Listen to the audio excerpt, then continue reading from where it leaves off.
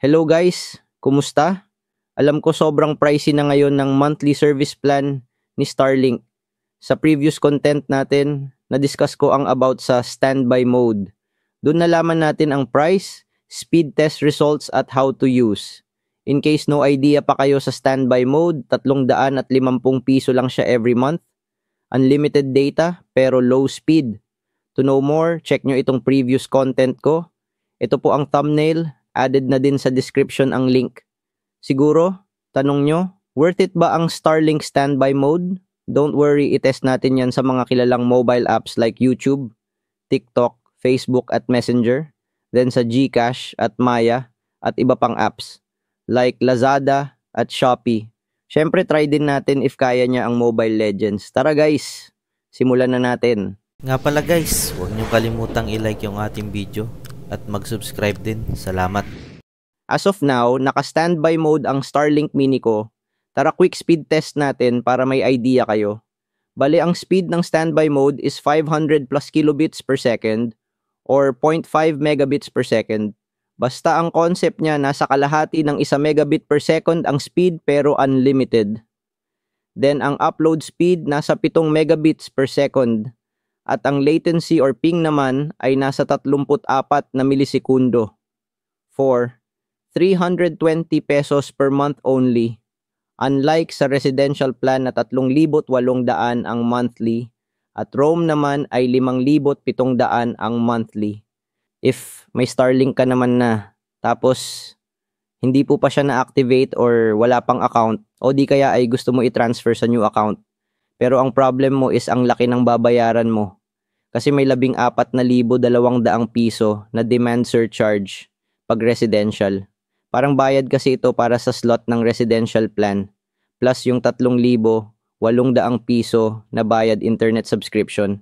So pumapatak siya na 18,000 piso sa pag-activate. 'Di ba ang mahal ng price activation pa lang? Kung mag-roam ka naman, di pa sure if may slot ng residential if nag-switch kayo. Tapos 5,700 piso pa ang monthly. Don't worry guys, I got you. Yes po, nag-activate ako. May process kasi ako na mas makakatipid kayo. Dun sa process ko, kasama na dun first month internet, the next bill nyo. 3,800 piso na lang babayaran mo residential service plan. Plus, may direct support sa akin in case may issue para worry-free kayo. Isang chat nyo lang for sure, mag-response ako nyan basta online ako. Basta doon, pag-activate ko, ang binabayaran nyo doon ay mas tipid na activation at iwas demand surcharge. Tapos, worry-free pa kayo kasi may direct support sa akin. If interested ka or need mo ng help, message lang sa FB Messenger ko ito siya. Added na din yung link sa description at comment section. So, ang tanong, worth it ba ang Starlink standby mode? Test na natin sa mga mobile app. Siyempre, i-close muna natin ang iba pang apps para walang daya. First nating itry siyempre sa YouTube ang Starlink standby mode. Open natin ang YouTube. As expected, mabagal mag-load. Direct tayo sa YouTube channel ko at mag-play tayo ng video. If di ka pa nakasubscribe, baka naman subscribe na. Nag-load naman siya. May delay lang sa pag-display ng previous contents ko. I-try natin itong video na ito if mag-play. Ayun, loading lang. Pero mukhang naga-buffer lang at may ads pang ang lumabas. Then after, nag-play naman ang video natin. Bale yung quality ng video ko dito is 720p. Check naman natin ibang content ko if mag-play. Same sa unang video, nag-loading at buffer din. Nasa around 15 segundo yung loading or buffer time niya. Ano sa tingin nyo? Worth it ba or pwede na? Sa halagang 320 piso, unlimited per month. Next, ang itest naman natin ay sa TikTok, ang Starlink standby mode. Mag-direct na tayo sa profile ko ng TikTok. Pa-follow din po if di ka pa naka-follow sa TikTok account ko. Thanks in advance. As expected, mag-loading muna ang profile ko. Ayun, nag-load din, kaso nasa 8 segundo. Nag-load naman yung previous contents ko. Try po natin mag-play ng video. Ayun, nag-buffer din, pero lumalabas yung comment ni Jeffrey. Ayaw mag-play, sobrang 20 segundo na. Try tayo ng ibang video. Same din dito sa content ko na ito. more than 20 seconds na di pa din nag-play. Dito sa pang third ko na try na video, nag-play siya mga 8 segundo buffer or loading. So ayong ang sa TikTok. Tingin mo worth it or pwede na sa halagang 320 piso unlimited per month? Next, ang itest naman natin ay sa Facebook ang Starlink Standby Mode. Check natin sa FB page ko na Rowan Tech Solutions if mag-load ang page. Ayun, as expected may loading time din. Nasa 5 segundo naman pag Facebook page. I-try natin mag-play ng video sa FB page ako. I-test natin ito. Ayun, may buffer time din pero nas 8 seconds din. Tapos may lumabas na alert sa baba na this is taking a while. Try checking your network connection. Alam ni Facebook mabagal ang internet natin gamit ang Starlink Standby Mode. Then nag-loading na ulit. If hindi ka naman mainipin, pwede ka maghintay na mag-loading or buffer ang video. Ikaw sa tingin mo, worth it or pwede na? Sa halagang 320 piso unlimited per month. Next, itry naman natin sa Facebook Messenger ang Starlink Standby Mode. As usual, mag-load naman siya pero may delay sa mga pictures. Try ko replayan. Etong isang nag-chat about Starlink activation si Mods. Kung mapapansin nyo, may delay sa pag-display ng picture o screenshot na nasend niya pero nag-load din naman. Replyan natin if mag-send ang message ko. So ayun, may status na send sa baba, meaning nag-send yung chat natin. I-try naman natin sa call using Messenger. Tatawagan ko yung asawa ko. Wait lang natin sagutin. Ayun, sinagot na. Try natin mag-open camera. Pinakaway ko pa sila dyan para matest if may lag or delay.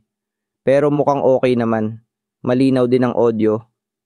Di ko na lang po sinamamaingay kasi sa background. Then ito yung itsura namin sa phone ni Mrs. Medyo blurred naglang. Ikaw sa tingin mo, worth it or pwede na? Sa halagang 320 piso unlimited per month. Next, itry naman natin sa Lazada app ang Starlink Standby Mode. Ayun, nag-load naman. Punta tayo sa cart ko. Then check natin ang Starlink product page. Medyo may loading na konti sa product page. Check out na kayo ng Starlink habang naka-sale pa. Baka bumalik na ulit yan sa 28K. Yung link nasa description. Sa Lazada lang po may alam ako na legit ang Starlink. Kasi ang Data Lake ay authorized reseller. Kaya sure kayo na may 1 taong warranty ang Starlink nyo. Next, itry naman natin sa Shopee app ang Starlink Standby Mode. I-open natin ang app if kaya niya. Nasa 10 segundo din bago nawala itong splash screen na ito. Then loading pa sa pinaka-home. Mukhang okay naman po. May waiting time lang po. For awareness po. Wala pang Data Lake Store sa Shopee. Ikaw sa tingin mo, worth it or pwede na? Sa halagang 320 piso unlimited per month. Sa mga e-wallet app naman natin itest. Next, itry naman natin sa Maya app or formerly PayMaya ang Starlink Standby Mode. Tara mag-login tayo if kaya niya. May less than 5 seconds load time siya bago lumabas ang balance. Ito lang current balance natin ngayon. Test natin if makakapag-send sa Maya number. Ayun guys, nag-send yung 2 piso. Para sa'yo worth it or pwede na? Sa halagang 320 piso unlimited per month.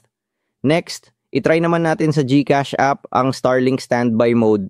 Ayun guys, open natin ang GCash app. Login tayo, medyo matagal lang mag-fully loaded. Di pa din lumalabas ang balance natin, naka 20 segundo na. Then nung nag-reload ako, lumabas na siya.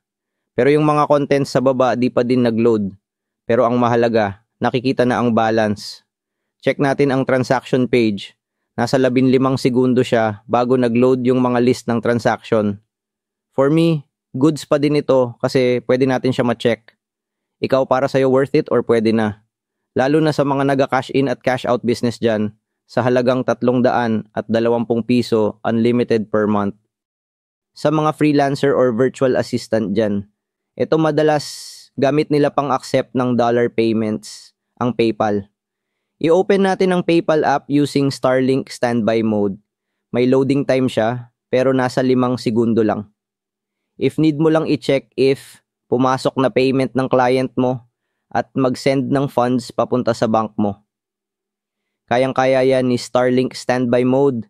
Ikaw sa tingin mo, worth it or pwede na? Sa halagang 320 piso, unlimited per month. Sa mga mahilig mag-invest or trade ng cryptocurrency gaya ko. Next, itry naman natin sa Coins.ph app ang Starlink Standby Mode. Pag open ng app, as usual may loading time kasi mabagal ang internet natin pero nag-load naman. Makikita na ang current balance ko. Dito sa Coins.ph, almost real time din ang price ng mga cryptocurrency. Then pagpunta mo sa portfolio, andong mga hawak nating cryptocurrency. So ayun guys, base dito pwede tayo makatrade at invest gamit ang Starlink Standby Mode Service Plan. Ikaw sa tingin mo, worth it or pwede na? Sa halagang 320 piso unlimited per month. Nga pala may gamit akong security camera sa bahay. Doorbell siya na may camera. Ganito ang hitsura niya. Tara, itry natin sa CCTV or IP camera ang Starlink Standby Mode. I-open natin ang app as expected, may loading time po. Tapos ito siya connecting na sa doorbell camera natin. Ayun, nag-load na medyo matagal lang, mga 20 segundo. Naging grayscale siya kasi past alas 6 ng gabi na. Yung infrared camera na ang gumagana. Ito yung full quality niya. Real time na yan guys. Tapos nakasave ang recorder niyan sa cloud server. Ikaw sa tingin mo, worth it or pwede na? Sa halagang 320 piso unlimited per month. Syempre ang last itry natin sa mobile game. Ang Mobile Legends kaya ba sa Starlink Standby Mode? Ito guys, game na. I-open ko na. Kitang-kita naman nakakonect ako sa Starlink mini Wi-Fi. Ayun, nag-open guys. Kaso naabutan na tayo ng end season. Mythical Honor lang with 26 stars. Balik epic na naman tayo. Proceed na tayo sa gameplay para malaman na natin if lag. Sa classic lang muna tayo mag-test syempre. Mag mid lane roll ako, Luoyi. As you can see, yung iba 100% na ako, di pa. Don't worry, hihintayin naman tayo. Ayun, nag-start na guys. Check nyo ang ping color green, meaning hindi lag. Nag-arrange ang ping or latency between 24 milliseconds to 40 milliseconds. Ganito siya pag sa clash, hindi pa din lag. Ayos ito guys, kaso nakatakas pa ang kalaban.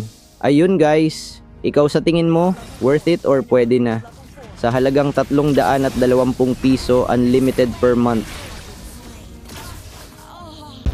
Thank you guys for watching. Don't forget to subscribe, like, comment, and share. See you on my next video.